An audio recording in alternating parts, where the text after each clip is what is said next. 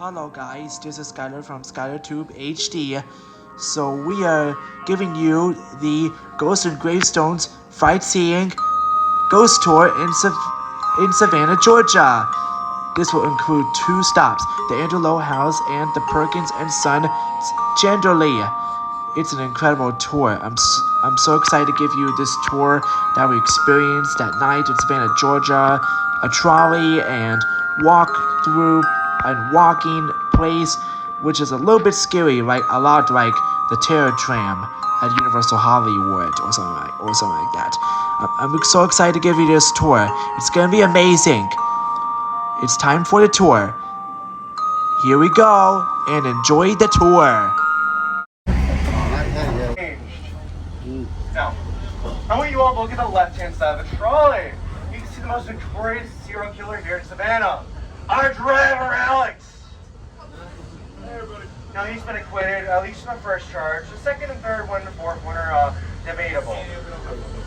Now, I'm actually referring to the Savannah River. While it may look glassy, calm, and surface, do not let that deceive you. Not a year goes by since our city's founding, then less than 2 people fall into its depths per year. Usually around St. Patrick's, oddly enough, you can please stay seated while the trolley is in motion. Thank you. Now, in fact, we have brought this upon ourselves. Over the many years, we dredged the river deeper and deeper and deeper to accommodate the many cargo ships coming in and out of port. This had created 47 feet deep Savannah River. Not a fun one to fall into because you'll be brought to the ocean. But I want you all to look over here at the many businesses that line River Street. These used to be nothing more than cotton, oil warehouses, chandleries, and taverns. These businesses combined with sailors coming in and out of port were very rowdy and disorderly, made River Street a place when I would be after dark. And in fact, this is one of those businesses right here, or what used to be. Nowadays, this is the Old Harbor Inn with those burgundy shutters and the burgundy sign. But it used to be the Tidewater Oil Company, opened up in 1890. It'd be filled with barrels upon barrels upon barrels of precious oil. And while business was booming at the time, not everyone enjoyed the work. This was the case for a man named Hank. Hank just had a very mean disposition and a temper to match. Day in, day out, he would grudgingly come to work, where he told his coworkers that he just went to rams up of his pesky foreman's commands. Now, one day after an argument with one of his foremen, he would sneak into the attic of the Tidewater Oil Company in 1892 in the darkness of night with a lantern with him. He'd think there for a moment, but not for long. He'd throw the lantern upon the barrels of oil, setting them ablaze. This fire spread throughout the whole building and to the east end of River Street. Thankfully, though, no one is harmed in this incident. Those co-workers and those pesky foremen. That was except for one man, old Happy Hank himself. He was the only victim of his own rage. That's probably why the building is so haunted this day. Folks staying in the former attic, room 406, have some of those spectral activities. I want you all to imagine with me. Wake up to an alarm clock that you did not set. The smell of smoke and burning oil radiates the room. And when you finally go up to the doorknob, it is burning hot at the touch. And when you finally brave and open the door, there's no fire. It's just Hank trying to smoke out his former bosses. But there's little that he can do to you now. In fact, he still just has such a fiery temper, but is the only one ever being burned by it. I like to say he fired himself. Yes. But if you would all look underneath you. No, not the trolley, not even the road underneath us here. Underneath these roads are many tunnels that crisscross around Savannah. The most famous which leads underneath the Pirate's House. Now, the Pirate's House was a great place for sailors, privateers, to dive to the bar, do rounds over some tales of the high seas. But underneath in the tunnel systems is where nefarious happenings would occur. You see, French and English privateers would sneak upstairs, find something that looked like they needed a little extra work, such as you there. They'd pass the coin over to the bartender, who put a little something extra in your drink. You'd be dragged for the tunnel system. Or you'd wake up on a cruise ship heading towards China on a new career. This is called good old-fashioned Shanghai, folks. And just right over here, this is the Pirate's House. And a moment you want to look at the top floor with those 3 windows. That is the attic. And apparently it's quite haunted. Enough so that the Warrens came to investigate it. Now, some of y'all may know who the Warrens are. They are very famous in the paranormal community. They're the ones that inspired the many movies such as Annabelle, The Nun, and The Conjuring, and solved the Amityville horror case. Yes. Now, they went to investigate that attic, so they'd hire a local media to assist them. But on the day of the investigation, he would arrive there late due to Savannah traffic. Now, when he arrived, he saw three figures up in one of the windows staring at Adam. He thought they stared about him, so he rushes away inside and sees the Warrens downstairs ready to greet him. Said the manager was running a bit late due to Savannah traffic as well. But who were those people? I know it wasn't me or Alex, but was it you three? You three look guilty. No, it's probably just some of the folks over here who are shanghaied here and there. There's always a few mishaps. Now, the tunnel system is actually haunted as well, although it is blocked off today. Now, there was a waiter that, when it was open up, that heard about this tale of the Shanghai sailors and wanted to investigate. He would head down there, and as he would head down, he'd hear footsteps heading behind him. He thought his manager was going to capture him slacking off on the job, so he surfaced himself against the wall, and then see figures with 1700s clothing walk by, one of them having a body slung over their shoulder. I don't think he came to work the next day, nor would I. But there are a few stories here in Savannah, just anywhere in general, that are a bit more legend than anything else. And usually there's multiple different versions of the story. And of the 1790, this is the case. Now the 1790 is a tavern and inn, but can anyone tell me when the 1790 was built? Correct, 1820! You're good at trivia. No, 1820 would be a bad year for Savannah, so they named it after the former address of 1790. Now, Anna, her story is quite sad, but we don't really know which one's the truth. One of the versions goes that she was a bar-maid who fell in love with a sailor who did not fall in love with her for the same reasons. Another was that she was here in an arranged marriage that did not work out quite so well. All the versions of the stories end with her jumping out of the window of room 204. Now, as we do turn this way, I want you all to look at the left-hand side of the trolley at that mint green building coming up right there. That is the 1790. I want you all to look at the top floor window above the awning. And I think they're going the wrong way. Wrong way, folks! But right about there! Some people may actually see Anna. Wait, y'all see her? Everyone wave! Say hi, Anna! It's only bad if she waves back. Or if her wig is missing. Or if she disappears entirely, that's happened. No, that's actually just an effigy they placed there to show us where Anna stayed. But you might think Anna's a malicious spirit. No, she's a prankster, in fact. There was two ladies staying inside of that room 204 during Christmas time in 2015. They placed her baggage, just go and pack it later. You know how it is. Want to go do stuff around Savannah first. Now, when they arrived back, they saw their luggage had been opened and that articles of clothing were missing. They would go to the manager about this because they were not happy, as anyone would in the matter. Now, when they went to the manager, one of the ladies would look around because while they were waiting for him, they noticed the Christmas tree decorations. Kind of odd this year. Then she realized what it was. Articles of her undergarments were dressed in the Christmas tree. Talk about a white Christmas. Now, I will say that that's not the only seeing of Anna inside the inn today. Alrighty then. But I will say that there was two people on our tour that were staying in room 204. And they would actually go by it as we're doing so. And they noticed their lights were on. They thought they turned them off. And this strange mist was coming out of the window. And they saw the figure of a woman standing there long before the effigy was even placed there.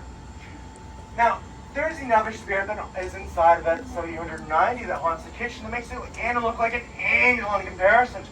We actually don't know too much about her. We don't even know her name has been lost to history. But we know three major things. One, she's a cook for the original owners at 1790. Two, she wore many metal bracelet jingle. And three, she practiced voodoo. And the spirit of the voodoo cook is a very distraught one. Does not take too kindly to women, especially blondes. If you're a blonde and a lady aboard the trolley, think you're a waitress in the 70 They have the worst times. Oftentimes, waitresses will just see stuff go flying around the kitchen, sometimes a spice jar as well, here and there, or even sometimes get their ears boxed, all while they hear the sounds of those daunting metal bracelets. But not all spirits are so inviting. Some are just unwanted house guests themselves. In a few moments here, we will be rounding the corner, and I want you all to look at the yellow brick building that will be behind me.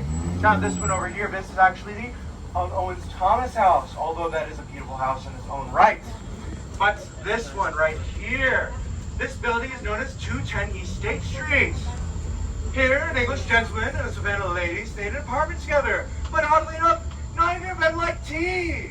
But every so often, they'd find a teacup gracing her table. They didn't think it was each other playing such an odd prank, so they'd ask the other tenants, and even the building superintendent. But they were getting tired of the odd question glances, such as where their sanity gone. I know, that's a terrible one, but it's a tea pun.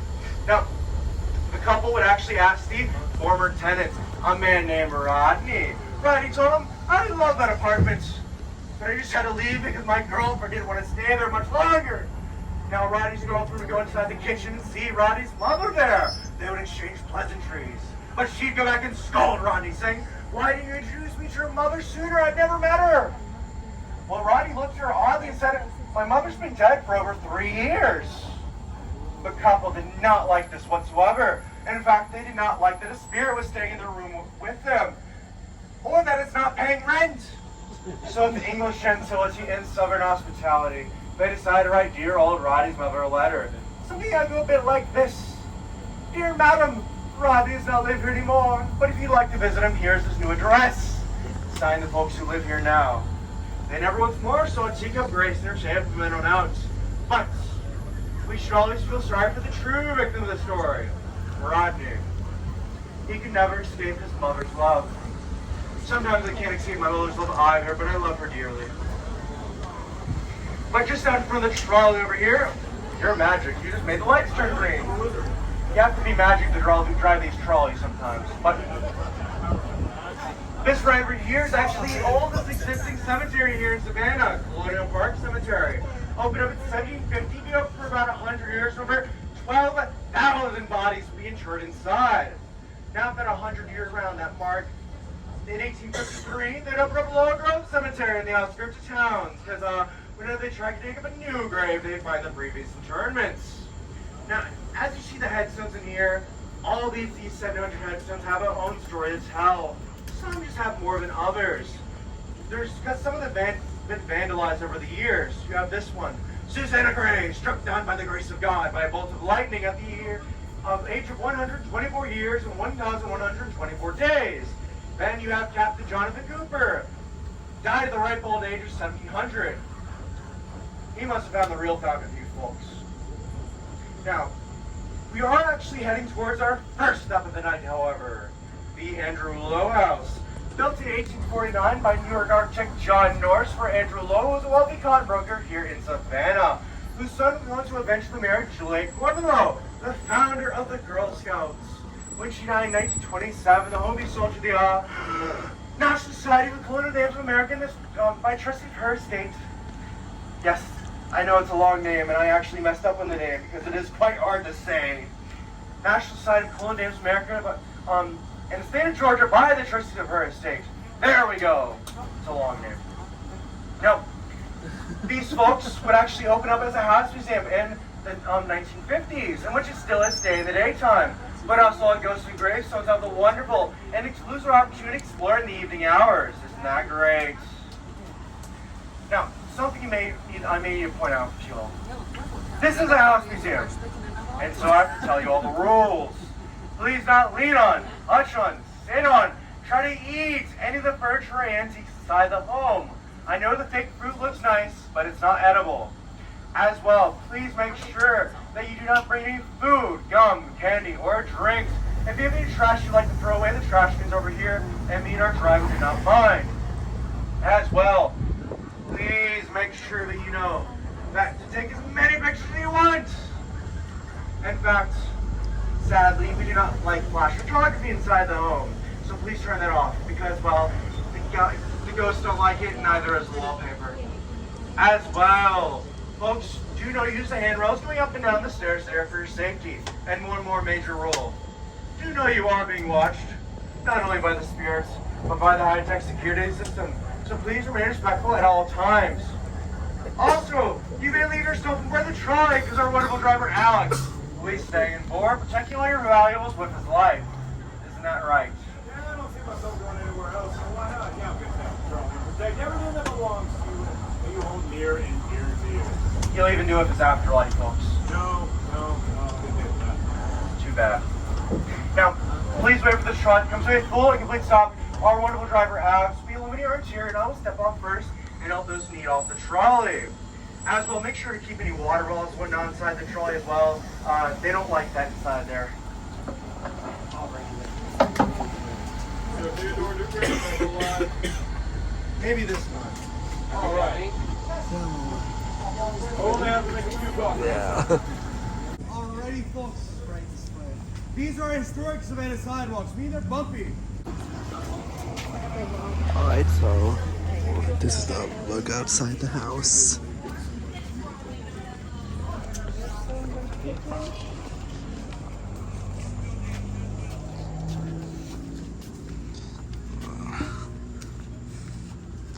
That's this house.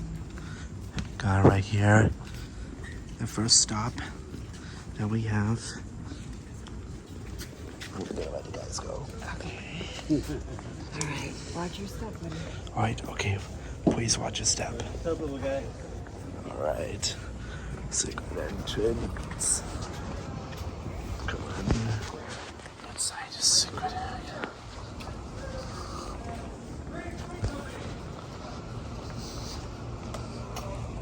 Entrance. You're welcome to gather all the way around. Nice little semicircle.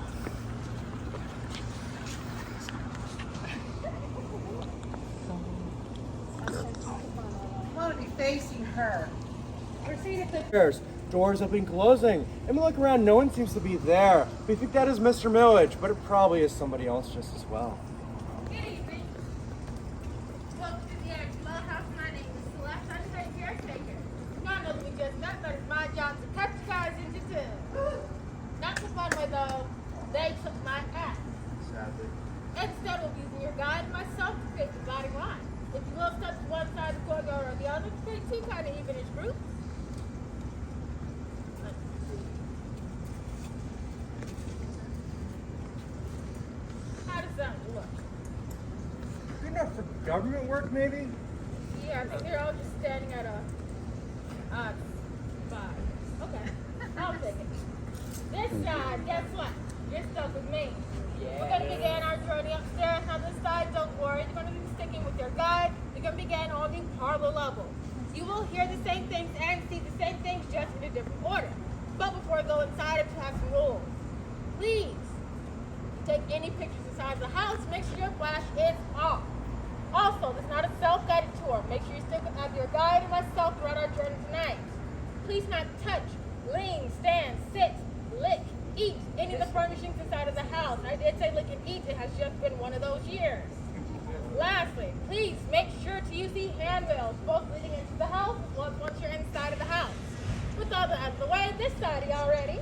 Yes. Awesome. This side, good luck. Maybe in the back this time, however. In what condition? Alive, mostly? You asked for too much. Well, folks, I'm not going to wave them because you'll probably never see them again. Goodbye, folks. Bye. Not all of you are waving. I think we need group counseling. Good luck. But with that being said, we're just going to wait for them to head inside the house. I'm just going to stare at you all awkwardly, especially you because you're cackling over here. You're cackling over here. I'm messing with you. Right this way, folks. Yes, I hope so. I'm tired of sweat. I'm really sick of sweating.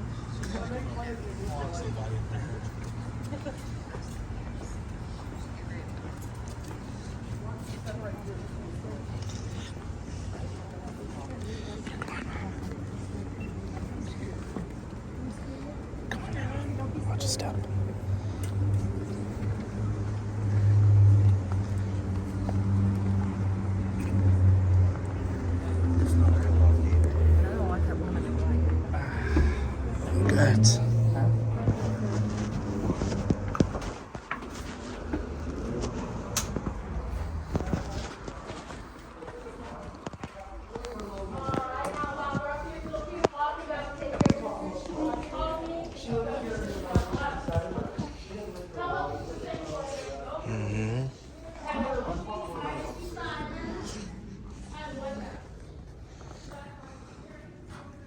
But that is Andrew Lowe himself, however, though. Okay. With his red hair, but said that that's probably not even red enough for that picture. Now, over here on my right, this is the family parlor side of the room. This is an upper portrait here of Andrew Lowe's second wife, Mary Cooper Stiles. And of course, over here on my left, this is the formal parlor side with an upper portrait of her and the portrait of Andrew Lowe himself. Now, there is a haunted object in this side of the room. Is that wonderful and beautiful piano right there. Now, that pianoforte is actually known as an upright grand piano. If you can't see it just yet, don't worry, we'll see it better when we head to the library in a few moments. But this piano in itself is such a beautiful and amazing antique, but it's a worthless instrument. Because of the way it's designed, the gravity pulling down the strings have to be tuned every 2 to 3 hours. Usually pianos tuned every year. But, well, this is not stopping from heading inside the home and hearing this lovely in-tune piano music. They'll ask, where is this piano music coming from? We tell them it could be coming from that piano, but, well, it's probably out of tune. But I'll let you all know, it is not coming from me. I skipped out of my piano lessons a long time ago, and now it just sounds like a bunch of dying cats, and nobody wants that. With that being said, if you can see the piano, it's on the left-hand side over here, but as well, right this way, the library.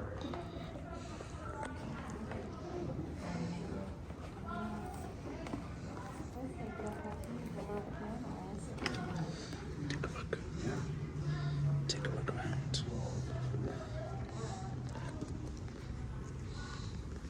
Let's check this out quick. Made that piano.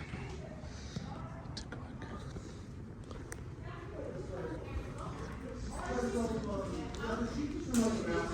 Space and a body.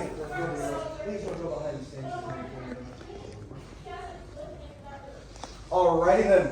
Welcome to the library or the study of the Andrew Lowe house. This is where Andrew Lowe managed to cotton business when he was here in Savannah. And because of sadness his home caused him, he needs to seclude himself to this side of the home.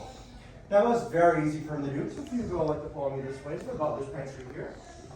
Not to the dining room just yet, to the butler's pantry here. There's a staircase that goes downstairs to the basement, one that goes upstairs to a wonderful, mythical air conditioning. Now, downstairs, we'll talk about that right now. So the former director of the home, he was down there expecting 2 society members to join him later in the evening. And while he's down there, hears a door open, and then slam shut. And his voice is, let's check the stairs here. Well, he thinks, maybe some society members, but they're quite early. Well, he heads up the very stairs here as soon as he gets up here. He began to hear them, but he couldn't see them. He extended the call voice around the entire downstairs area before heading back up the stairs. We hear the voices go up there. So he got upstairs. And as soon as he got upstairs, he'd hear him inside the low bedroom. But as soon as he appeared inside that room, all he heard was dead silence. I came up with that 2 weeks ago. It's terrible, I know. But hey, no, I like bad jokes. I don't care if you don't like it. But yes, I would know he would actually search the house again, then head back downstairs, and he would actually talk to his coworker and ask her, have you heard any enterics to the home since we've been here? She said, no, what are you talking about? We're the only people here. Well, he'd get back to work. But as soon as those 2 society members arrived right on time, he would question them thoroughly about this and ask, where have you all been? They said they were over in Atlanta, so it cannot be them. My question is, who were those people? You may never know. I just think it was you two. Right this way. I told us the group of Girl Scouts one night, and he said,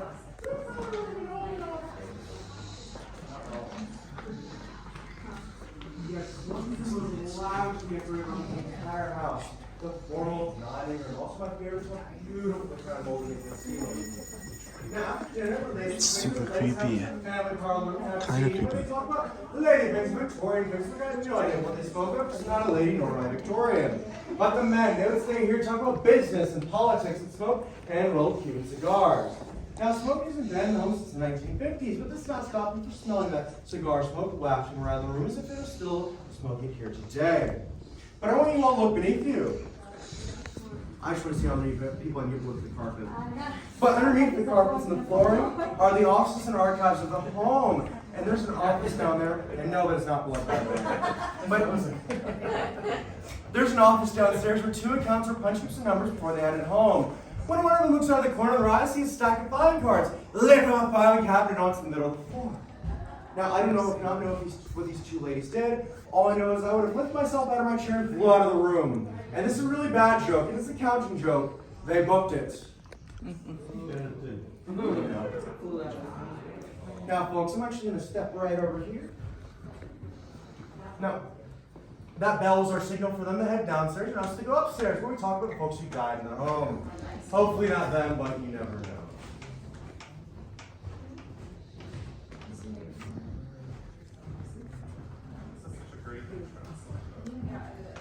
Oh yeah, that would have been the plan anyway, so yeah. Yeah, you can ask questions, folks. Just don't ask me if the gift shop's original to the house. I just tell people now, yeah, they used to party their way inside and have to buy their way out. And if that's true, I'm sorry. I'm not just true. I'm sorry if you believe that. That's what I'm trying to say. Try this one.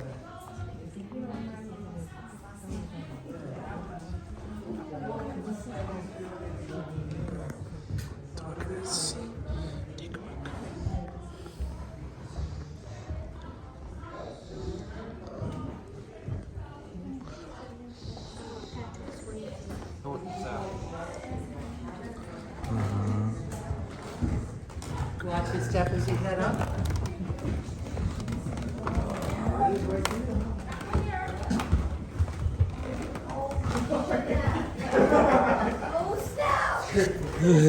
Abby, go get your pictures up here. That one that's blonde over there, I call her Annabelle too.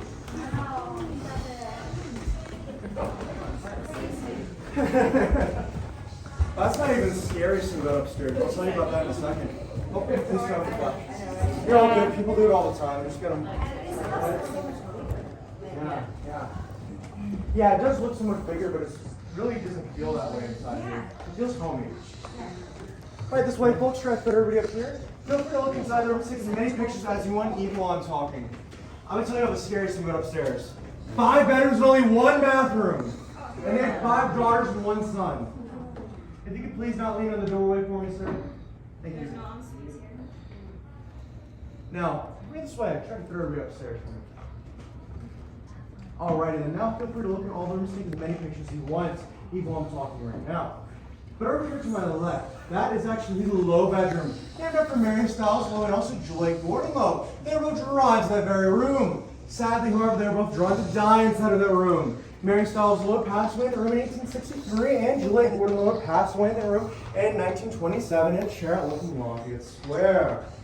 Now, in 1979, there was a storm born on the edge of a hurricane here in Savannah. The staff of the home wanted to make sure everything would be safe, so they placed down sandbags, shuttered up the windows, and up the light. Now, when the storm subsided, 2 society members arrived to make sure that the house had been safe, removing the sandbags, unshuttered the windows, and entering inside. This is when the strange things would start to happen. They'd start to hear the sounds of women crying and sobbing coming from somewhere throughout the home. But these were no-nonsense ladies, so they just ignored it. Now, and so it just kept getting louder and louder and louder, and they just had to go investigating. They make these very steps over here, and as soon as they reached the threshold of that Lowe bedroom, the sound of the crying and sobbing had just gotten so loud, they started to feel sad and depressed themselves and quickly flee from the home. Now, a few days later, the staff of the home would arrive, so everything was fine. But also, what day was 2 society members arrived on? June 17th, the anniversary of the death of Mary Styles Lowe. Also, one of our favorite days to take off here at Ghosts and Gravestones. I wonder why. Over here on my right, this is actually Styles' bedroom, named after Eliza Styles, who was Mary's mother. And when Mary passed away, Eliza went to the home to take care of the children. That's stayed over here in the nursery. Or as I like to call it respectfully, the creepy doll room. We do not think Eliza's She did die in there. over here, however. We actually think it's her husband, William Henry Styles, who was a colonel during the Civil War. He'd be very sickly, and he would take this time off the battlefield and later die in that room of pneumonia in 1865, 2 years after his own daughter. Now, there was a housekeeper that was hired by the staff of the home who would start downstairs and work her way upstairs. Whenever she headed to this room, she would see a man in the rocking chair, and she'd greet him as Mr. Lowe like this. "Good morning, Mr. Lowe. Hope you're doing fine, Mr. Lowe. Isn't it a great day to be alive, isn't it, Mr. Lowe?" No. We actually don't even think that's Mr. Lowe. She described something that didn't look like him at all. Just looked like a sickly older gentleman in that rocking chair, rocking away his final hours over and over. We think that's the Colonel himself. You'll have a few more moments here, so please take any final pictures. Where did the servant live? Um, Downstairs? So yes, downstairs probably would have been the servants' quarters, kitchens, but also Mr. Millage and his wife lived over there in the carriage house. So he was treated like a courtyard. So right this way. With that blonde hair. No. I'm not the food cook.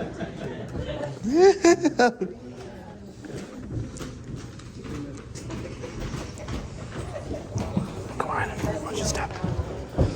Watch your step heading down. Okay. Enjoy the rest of your tour. Well step.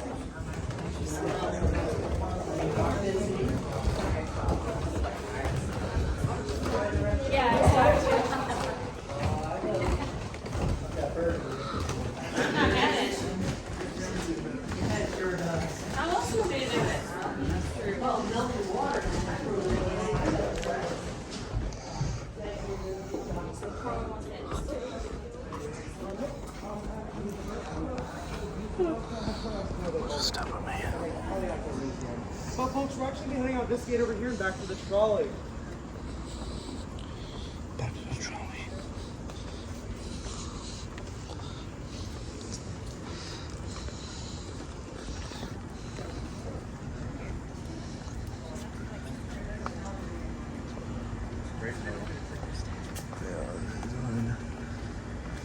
Oh, that's nice.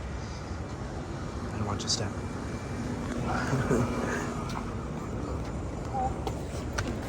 There's those bricks. Now those steps that you gotta watch out.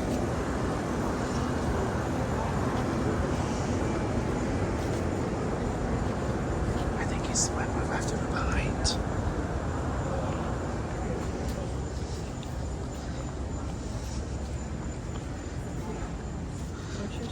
Okay, watch your step.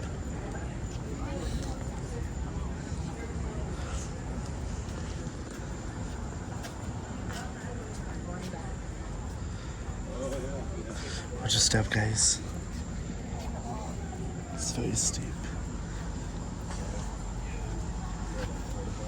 I really think. What let's look.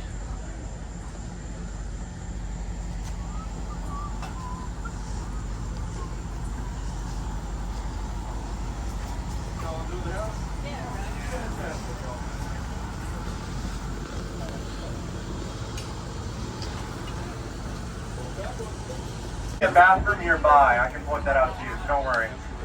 Alrighty then, folks. Did everyone enjoy the Andrew Lowe house? Yes. That's good. I'd highly recommend if you do want to take the daytime tour, because the house probably didn't reveal all of its secrets. And if you decide to do so, you can get a discount on your admission fee if you get your boarding pass from us to the folks inside. But aside from that shameless promotion, if you all look across Lafayette Square, we're here at the another Savannah icon. That is the Hamilton Turner Inn. Opened up in 1873 for Samuel Hamilton, who was a very wealthy man. In fact, unofficially known as the Lord of Lafayette Square. I wish I could be a lord instead of a sir, but I digress. Of course, this one beautiful home right here. He was also a blockade runner during the Civil War. And with this house, he would have many parties inside for the Savannah socialites. And so, he needed somebody to protect the home during the nighttime hours and to protect as many guests. So he would hire an off-duty police officer to act as a sentry. He would stand up on top of the roof and make sure that the house was safe during the nighttime hours of a right one hand. This would all go great until one morning, when the Hamiltons wake up to have breakfast. They usually invite that police sentry to have breakfast with them, and this is after a lively night of festivities. The problem was, that police officer did not come down at all, not even for breakfast. Now, they thought maybe he was sleeping on the job, so they'd send the butler up there to make sure he was not doing that. Now, as the man goes up the steps and then opens up the little hatch to go up into the roof, he began to feel a very eerie feeling. And when he got up on the roof, all he'd hear was the quietness up there, as if he was alone. Then he looked around and saw behind him, he could barely hold back the scream. He'd see that police sentry, and a pool of his own crimson blood shot in the back of the head and brutally murdered in the night. In fact, the party was so lively and loud, no one heard the gunshot. Now, as sad as this story may be, he's still ever so faithful guarding the home to this day. In fact, I don't know what rates they're paying him because they might be paying him that good to still be doing it. But in fact, there was a neighbor of the home or the inn that was actually walking nearby to her car. She would look at the roof and see a man standing up there with a rifle slung over his shoulder. She was mesmerized by the sight. But then the clouds would cover the moon and he would vanish. Now, that is not the only paranormal activity that happened inside the home or the inn today. In fact, in room 204, there was paranormal investigators in there. Now, they had placed electronic voice phenomenon devices around just to capture those while they slept. Now, when they tried to sleep, they were woken up to the sound of a jack-in-the-box, getting louder and louder and louder until pop! Then they heard the sound of a voice saying, "Shh, it's almost morning." I think I'd rather deal with old cuddly Hank. At least we know what he's gonna do. Now, if you want to look over here at Colonial Park Cemetery once more, there's actually a famous ghost that resides inside there. We call him the Ghost Boy of Colonial Park Cemetery. You can look this up on YouTube under the same name, and it actually is this 15-year-old walking around filming, and he sees this little boy running around. This little boy jumps into a tree and falls straight back down, vanishing into the dark. Guess what is it? Oh, I thought you were raising your hand at me. Oh, no. No, okay, I was making sure you were like raising your hand, so I didn't know if you were raising your hand at me to ask something. My fault. But I will say though, yeah, you can look that up on YouTube under the Ghost Boy of Colonial Park Cemetery, Savannah Colonial Park Cemetery Ghost Boy. There's different names. Usually it goes to the same place. But we're heading towards the original boundaries of Savannah and one of the original 4 squares. Wright Square. This is where the original courthouse was, original jail cell, and the original cemetery. It has gone by many names over the years, such as Parsifal Square, Post Office Square, but the most ominous title being Hanging Square. This is where the original murderers here in Savannah were executed, Alice Riley and Richard White. Alice and Richard were 2 of 40 different indentured servants that were arriving towards Savannah. And Alice and Richard arrived here in 1734 and sent to work under a man named William Wise on Hutchinson Island. Now, Alice and Richard were sent to work under this man, William Wise, who was a very cruel and lecherous man. He would compel Richard to brush through his matted and tangled hair every single morning and pick all the food out of his disgusting food-ridden beard. Oh, Alice bathed every inch of his disgusting body, all while he made unwanted advances upon her. The couple, as anyone would in the circumstances, soon got quickly tired of their unkindly master. So they planned to right themselves. One morning when William was laying his head back for his daily grooming, Richard would grab the man by his neckerchief and strangle him with it. All while Alice pushed his head back in the pale, dirty wash water, drowning him in his own filth. The couple would soon run, they were free! But not for long. During Alice's trial, she makes a shocking discovery. She is with child, and so her sent to stay until her baby is born. 2 weeks after her son James was born, he was ripped from her arms, and she was marched to the gallows, right here in Wright Square. Right there where the Gordon Monument stands today, she was executed. The first person in Georgia history to be executed, that is. You might be thinking, where was Richard in all this? He was not the lucky, and I mean that sarcastically, because he escaped and left his beloved behind. Well, they would catch him, and he had already been tried, so he's sent to execution 1 day after his beloved. Poor old James, the saddest part of the story is, he didn't even make it a month later, but actually died of pneumonia. People who walk around Wright Square today, especially women, may notice a frantic lady running towards him saying, "Where's my baby? Have you seen my baby?" In fact, this happens so often that whenever the local police department gets a phone call about a frantic woman running around Wright Square, they send their rookies to investigating. Knowing the spirit of Alice will be long gone by the time they get there. I have a really cruel joke to tell about this place, though. You see, the 2 people that originally captured Alice and Richard were known as the Parker Brothers. They did not pass go. They did not collect $200. They didn't even go straight to jail. They lost the game of life. The Parker Brothers were the ones that invented a lot of those games. Not them, but the other brothers games and such. Now, Alice and Richard's story is one of the most lustrous here in Savannah.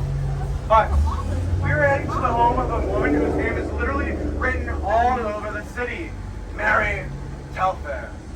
The home is known as the Telfair Academy of Arts and Sciences, and it was actually built by William J. originally for Alexander, who was Mary's brother. And when he died, it would be given to her. In 1875, when she passed away, the home would be given to the Georgia Historical Society, in which it is actually still a house museum today. Right across here at Telfair Square, that is it right there. Beautiful home as it is. Y'all went to it today, I know. It is such a beautiful home with this beautiful statue out front of famous artists. Now, Miss Mary, even 150 years later, after her death, still has to have her name influences the city. In fact, of her home, she would have a few rules. There would be no drinking, no eating, no smoking, or any public exhibitions of any kind. In fact, as well, there is sort of a story here that involves that we kept to this rules. But they have a champagne party in there, and as they're pouring the champagne, the roof would cave in. Now, there is a bit of Savannah legends that stipulates that she did not take two kindly female actresses after a terrible performance by one. Now, a female actress was sent there to portray a few monologues in front of Mary, but instead of doing that, she decided to portray Mary Telfair herself in a terrible performance. Mary was so embarrassed that she would not have this anymore. Now, in the early 2000s, there was a female actress hired to portray Mary herself again. But everyone says she did a great performance, and she went home happy with herself as she should. But she was woken up by Mary Telfair in the middle of the night, saying that she just did a terrible performance. My first question would be, how did you get in my house? Now, right over here, this is the Jefferson Center. Now, in between the Jefferson Center and the Telfair once stood a home known as the Sheffield Kent House. Now, the Sheffield Kent House would be a casualty of the siege of Savannah. Now, here in Savannah, we have actually spared ourselves from many terrible incidents. We were not really injured by such battles such as the Civil War, which we were blockaded in, and the Revolutionary War, which we were besieged in. But even Savannah cannot go unscathed. In fact, we burned ourselves down multiple times as well. I just find that funny. We survived the Civil War, but we burned ourselves down afterwards. Twice, actually. Twice. Yeah. One before the Civil War as well. Now, I do want to actually say that in 1779, during the Revolutionary War, the Sheffield Kent House would have a cannonball fired into the north side of the home. And instead of reducing the home to rubble, it would actually be embedded inside, and we would give it a nickname. Cliche as it is, we begin to call it the Cannonball House. Very cliche, I know. Now, I'm making light of a very serious situation here, because during 1779, this was known as the Siege of Savannah, and we were trying to oust the British and British Loyalist forces in the Spring War Redoubts. The American and French forces would try this, though. And sadly, although we outnumbered them, we had 5,000, they had around 3,000. They were far superior and well entrenched, leaving over 1,200 dead or wounded, and they're dying very right when they fell. Now, there was a truce organized by both sides to bury the dead, and while they were burying the dead, they noticed that only 50 were British soldiers. Now, 1,200 or 50 out of 1,200, that is not good odds at all. Although I'm no mathematician, but I know that for a fact. Now, I will say that there's a mass grave right where the battle was, and there's two out towards Madison Square and beyond. But right where that battle took place is our visitor center, because we love to have a deadly welcome here in Savannah.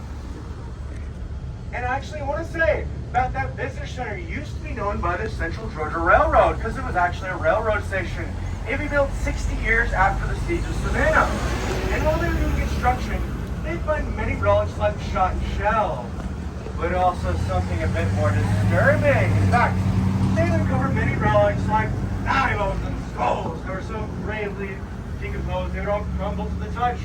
On many of these skulls, I know it's a bad prop because it's not the size, there would be tufts of bright red hair stained by the Georgia clay. But in one skull, the cranium was pushed inwards as if the poor soul was bludgeoned to death by the butt of a musket. And that is not a fun way to go, folks, trust me. Now, I will say after this slide over here, I want you all to look at the left-hand side of a trolley. There would be a building that was known as the Scarborough Family Mansion. Today it is actually known as Ship Museum. Thank you, folks. Yeah, Ship Museum of Savannah. And I will say that it's kind of in a bad location. Not many people know about this place here. And I will say they actually have many ship models in there and whatnot inside. But the reason I pointed out right over here is, of course, like I said, this used to be the Scarborough Family Mansion. And William Scarborough would be one of the final owners. And he has a son-in-law named Godfrey Barley, who had a brother named Gartrell. Now I'm going to ask here, who here has seen the movie The Princess Bride? Oh, here we go. Good. There'll be a similarity here. Now, these two brothers find that they're in love with the same woman, a woman named Jessie Scarlett. Now, these two brothers, well, they decided that they were going to settle their chivalrously. They decided to have a poison duel. Inconceivable! I know it's a reference. Someone said on my last tour, and I just had to say it again.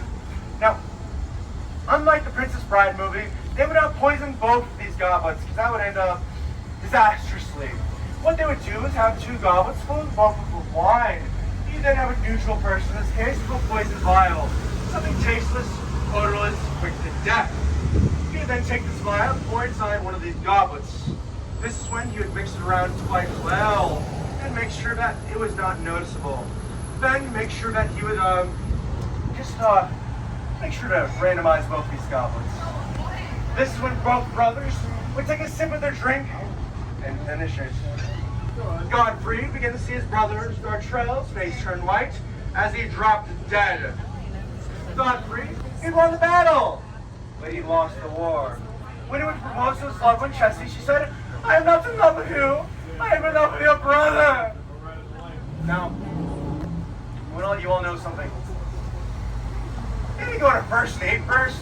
You know, have coffee or something before you decide to kill your brother. Might be the common courtesy thing to do nowadays. In fact, just ask her who she likes first. Chivalry is not dead, now is it? No. I know. No, I will say something quite funny, however, about that one. Now, I will say that here in Savannah, our original residents were quickly and acutely aware of our mortality. And in fact, although they were steeped in Christian dogma, they felt that people would actually creep into their homes after dark and that the dead would walk around as well. And as well as the dead would walk into our cemeteries. Now, they also worked with people whose culture originated from Africa. And the two systems oftentimes crossed and merged, and they were very noticeable when they did.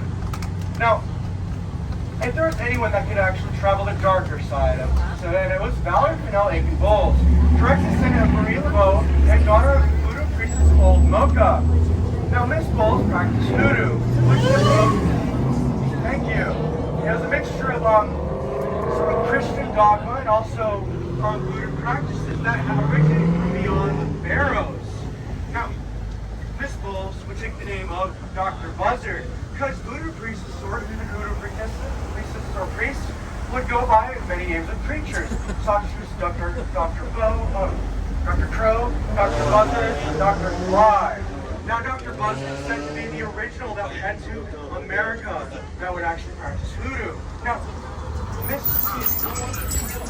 now you see what I mean by Savannah traffic and Savannah River Street problems. But I will say that Miss Bowles would take the name of Dr. Buzzard after her husband passed away, and she had served Savannah for over 30 years. And as well, only her clients knew where to best find her. And it was only after a long journey going through her many practices of voodoo, or students of voodoo that is, that you'd be able to find her. She could sentence your victim to be ridden by the hag, or she could sentence your rival to be dropped dead by the use of her 3 black candles if you paid the right price. Now, how this works is you have these 3 candles, you light them, not eat or drink for 3 whole days, until the candles burn out and your victim is dropped dead. Now, I want to let you all know something funny. We're going to have to back on the River Street, folks, because it is blocked off over there. Oh, yes, I might have to hop out and actually direct the trolley to back up. So just letting you all know that now. But we will be actually heading towards our second stop of the night, the Perkins & Son Ship Chandlery. Now, chandlers would have been general goods stores in the shipping industry back in the day. They had to help many things like twine, turpentine, ropes, and resin for the sailors of ports. Now, Perkins & Son's a fine example of what's proper profession, but she has seen better days. More of a warehouse of sorts of nautical needs drug up from the mid-Atlantic, with the exception of one item, a cast iron coffin. Now, this cast iron coffin was drug up from the Mississippi. I'll tell you how something interesting about these coffins. Now, in fact, these cast iron coffins were airtight, meaning that it was a great way to travel with bodies over a longer distance, because decomposition would take place, and embalming was not a thing. Yes, I know. I know, this is our roller coaster here in Savannah. Now, in fact, sometimes whenever because of the gas emitting during decomposition, they sometimes were prone to explode. This meant a whole new meaning into going off a bang now, didn't it? Or a 4th of July joke, father. And don't worry, this happened before. Sometimes we have to go down here and then back up as well. Now, I'm going to tell you all something. So this is a roller coaster right here. But I'm going to tell you all about my least favorite roller coaster. The Pirates of the Caribbean ride at Disney World. There's a reason why.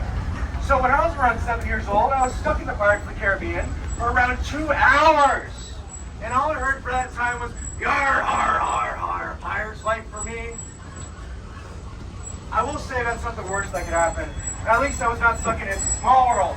That is psychological torture. Alrighty then.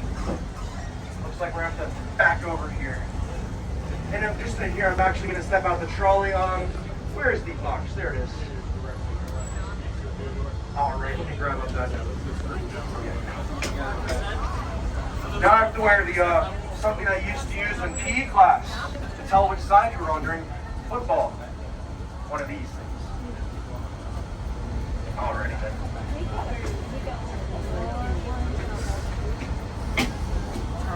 Just right here. Take off the microphone. There's only one actual.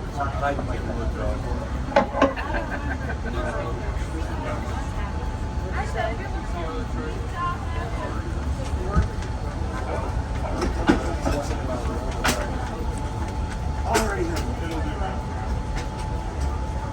Wish me luck, folks.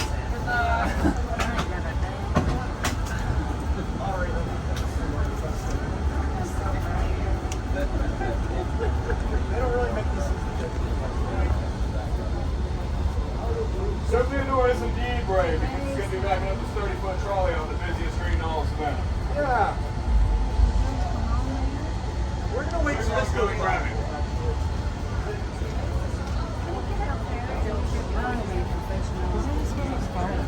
I'm gonna wait till these go by, okay? What's that? I'm gonna wait till this ambulance goes by. I got you. I see him. And this big truck. And another car that wants to turn over here.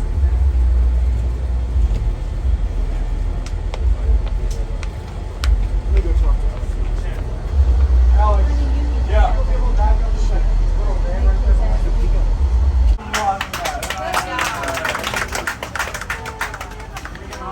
Yes, you are. Yeah, we're gonna get that place right over there.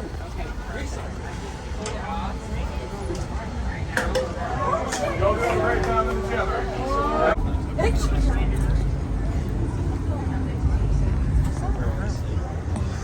There's a guy that's next to me. Come on, let's go. Right this way.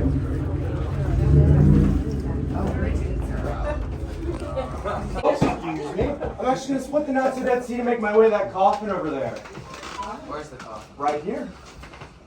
Although maybe about 5 feet, unless you're like about 5 feet. Might be things made for a child. Tom Cruise, maybe Kevin Hart for that matter. No, it's not made for any specific. This is a one-size-fits-all coffin for the Victorian age. Meaning if you did not fit, they would make you fit. They would stretch their ankles, they would chop and slice and cut their way up all until you fit inside. Folks with broad shoulders like myself have to get their arms removed, all to fit inside their lovely new coffin. But the only view gives out the face, you know, we see what's going on below. That'll be fish food. And all that aside, I'm actually going to split the not-so-dead sea once more to make my way to that door over there. I had a wife one time that said that she'd chop up her husband if I put him in the coffin. Ooh. They need marriage counseling. Now, it does say private, keep out, stay out. But it's going to break some rules every now and then. Right this way. You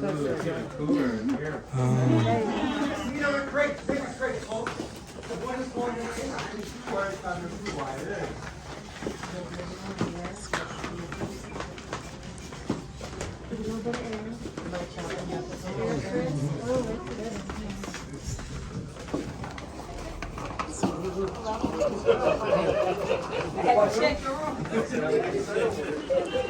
What'd you say, Minnie?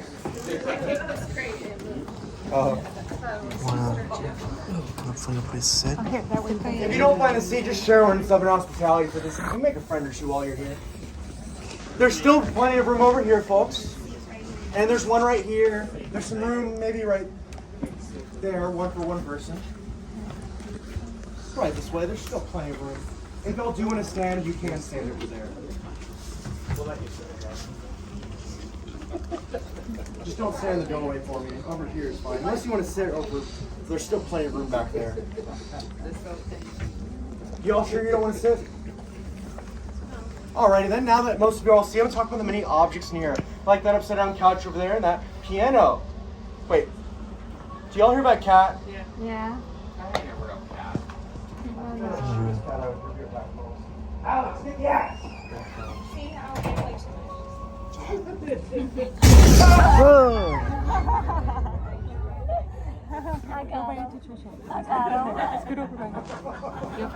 Who are you people? I got him. It was a rhetorical question anyway. Turn that off. Thank you. First, I want to thank you all for coming out tonight to bother me while I'm trying to work. Secondly, and I say this from the bottom of my heart, this has got to be the most sorrowful looking group I have seen all night long. Really, most of you look like you haven't worked a day in your lives. Not like that, man. That's Henry. Henry Willing, long dead as he still goes stomping off to work all the time. Henry had one great true love of his life. Then he was married twice. Quick good tonight. His first love was on a boat in the river out there, fell off and drowned. His first wife died of yellow fever, the devil's. His second wife just up and died for no apparent reason whatsoever. They're all dying to get away from Henry. Well, it must have been Henry buried himself in his work, trudging night after night at odd hours to his shipyard just to keep the nightmares at bay. We know where you were. Anyway. Busted.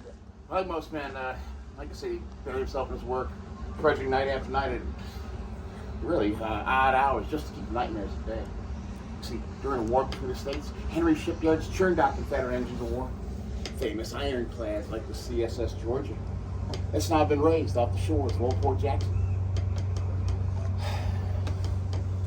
Let's see here. Now, after the war, Henry's sons joined him in his shipyard, and together they look forward to some good, profitable ways of heaven. It was May 1866, I want to say.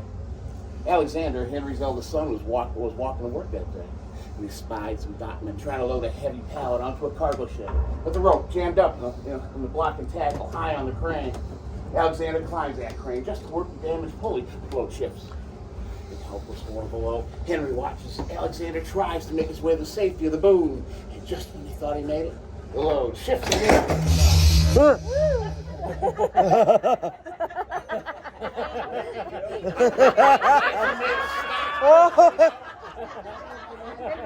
Daddy. Alexander plummets to the water below, shattering his skull, Skylar, fracturing his scared bones. Daddy over there. Dangerous for 4 hours. Scared, scared Daddy. Savannah's here, they have you try to footsteps. That noise These scared warehouses. On those cobblestone streets outside, they know to step aside. It's Henry on his way to work. Footsteps. That's all that remain of an industrious life. You know, when Watch Daddy over there. Look at his face. Okay, Look at Dad's face. and I remember stops and the dead yells, "Quiet out there! What? My mother's a saint!" I hate those guys. In Savannah drinking gin. Sounds like your vacation here in Savannah, doesn't it? That's actually Sound of Revolution. The sounds of the Sons of Liberty. It's through the antics of those patriots by hanging King George the dummy. The redcoats shut the ports down here in Savannah, leaving all this cotton in the hulls of the ships to rot away. Soon boredom sets in. After a hard day of downing the rum, a hazy plan forms in the mind of a drunken sailor. He and his buddies would protest the closure. They found an empty dockman's cart, put up a makeshift gallows. Then with a promise of wine, women, and song, they recruit a cabin boy to stand on the structure. Dressed him up like a redcoat, put a noose around his neck. Then they find an old moldy mask of King George, and they slam it over the boy's noggin. Well, now it's time to take a show on the road. Because after all, this is a grand scheme concocted by drunken sailors. What could possibly go wrong? They take that contraption, start pushing it down the cobblestone streets, laughing, running, having a good old time. Cabin boy hanging on for dear life because he wasn't quite having a good old time.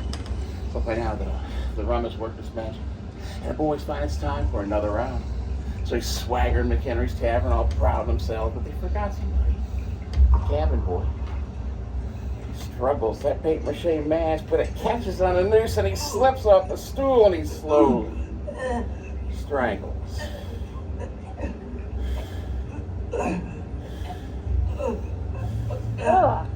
What is that? To death. What's that? Oh, a dozen McHenry papers passed the boy right by. None bothered to I stop. felt it. Because after all, doesn't this look like just any other political dummy? They say the ghost of the American Revolution still haunts Savannah. You hear their songs in the alleys, off Factor's Walk. I'm pretty sure the devil ain't serving them a whole lot of rum.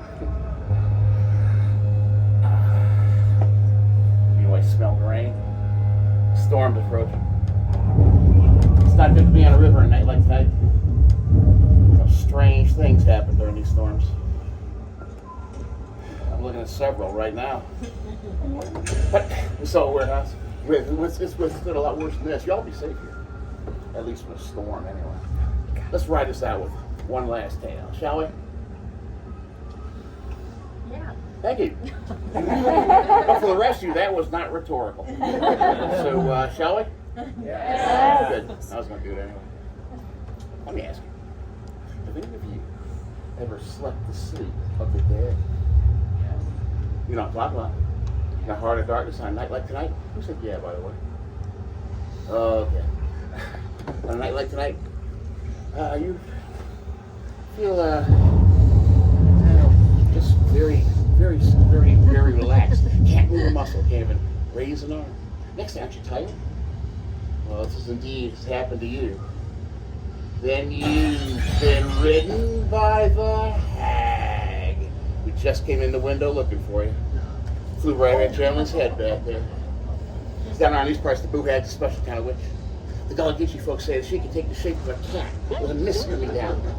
Some say she sits on your chest. Others say she rides your back. Either way, the results are the same. You feel very calm, yet the next morning you're exhausted, as if the life has been drained right out of you. And it has not, because the witch has sustained her own life by draining you of yours.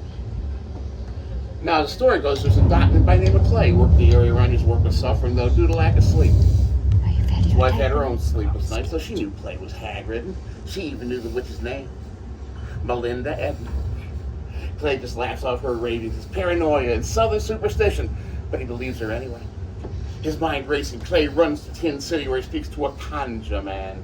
Gave Clay some strange advice. They have room across your door.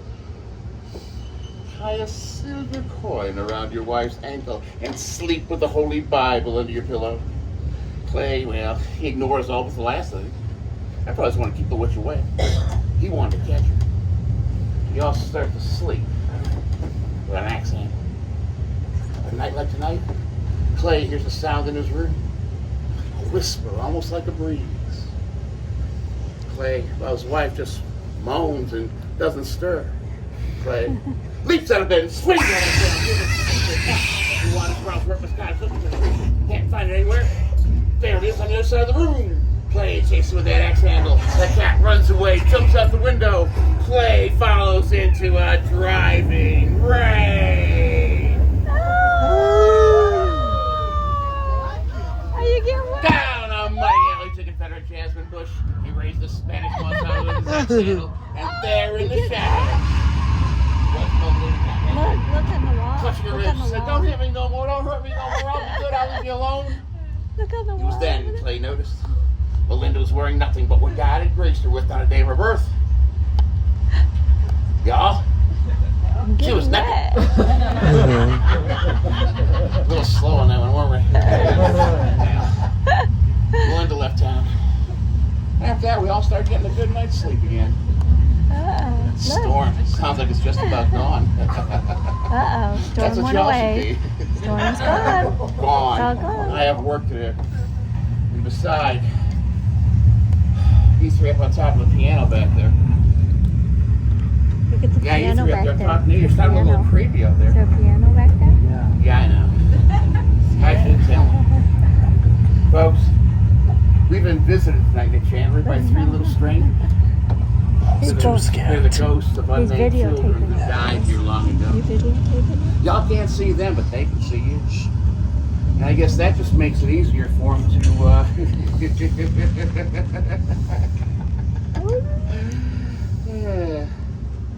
follow you home. Don't look out.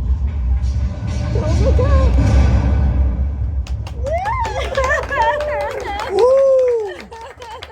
Yay! We're all clapping. It looks like some of y'all have seen a ghost. Go ahead and say silhouettes. We're heading back up the trolley right this way. Oh, we were scared. That was good. We did it! You did it. The end. You survived. The end. We survived. You couldn't have done that. That was too scary. I did not see that coming. I closed my eyes, but that was too scary. Yeah, I had to close my eyes because we had to survive it, and we did it. In that exact scene. Oh man. I felt the whole beach shake. He shook hard. I had to. Of course, you got didn't even know it. Man, No, but he flinched. I thought the whole I was too scared. It was so loud, like a jump scare. We barely had 5 nights in a room. Let's go. Because I barely have eardrums. Whoa, so scary.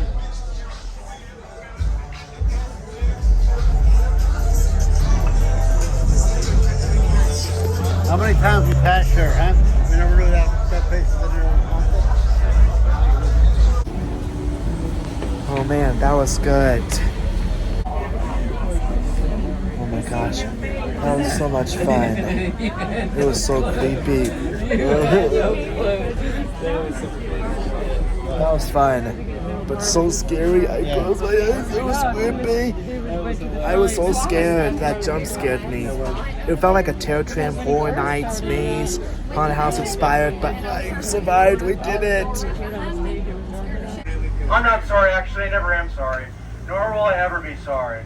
But that being said, we're heading to our final destination for the night, where I will leave you onto the dark.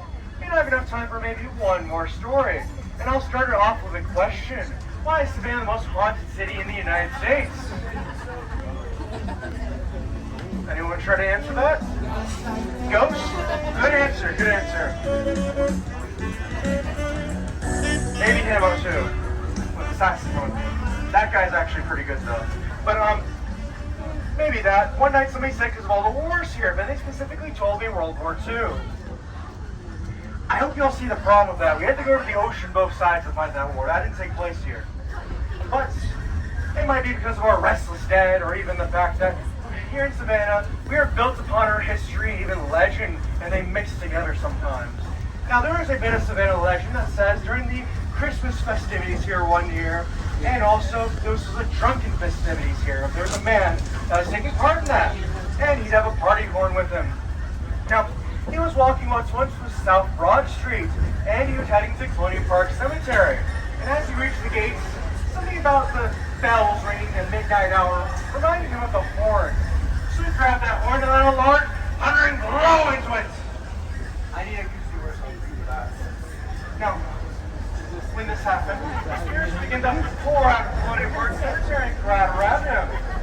Well, you see, he was a bit of a spirit himself, so he'd stand his ground. And you'd tell him this: "What are you people doing here?" Well, the spirits would ask him, "Oh, it's not Gabriel. We thought you were sending the end of times, and so we thought we were going up to heaven." Well, this man answered, "I'm not Gabriel. I'm just a poor devil looking for a good time." The spirits were quite sad about this. They let out a sigh. They'd go back to Colonial Park Cemetery, but the problem was they were in such a hurry that they could not remember where they were buried. They could not even find out where their tombstone was. And so they searched and searched and searched until morning struck.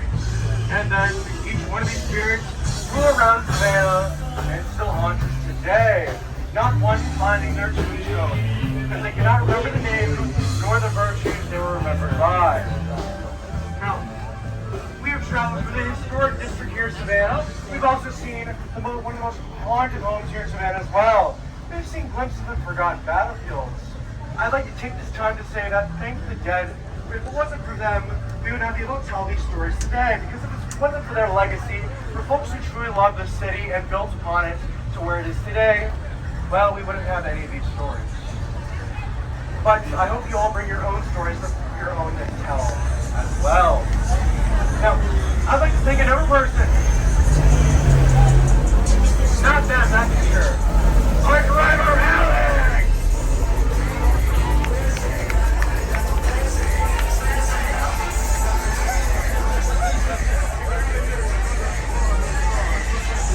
Everyone say thank you, Alex. Thank you, Alex.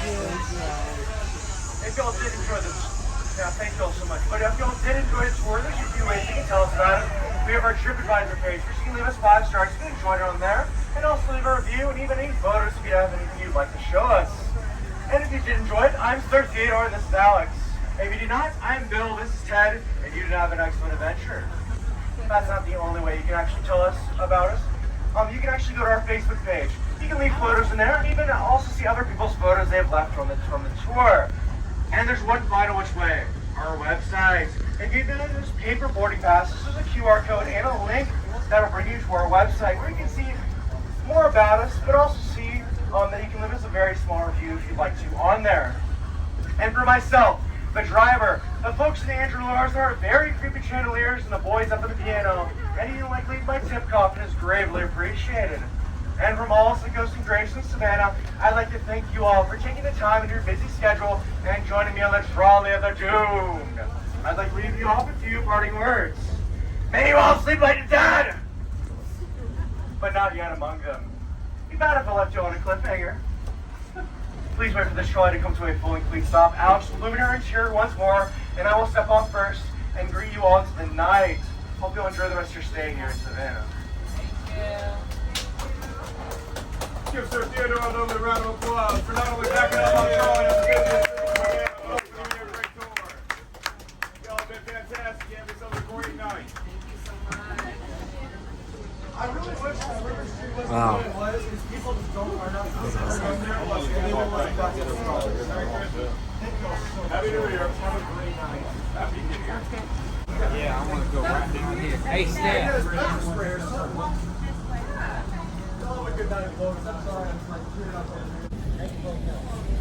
That was so much fun. I'll never forget it. Hope you enjoyed your video. Thanks for watching. Bye.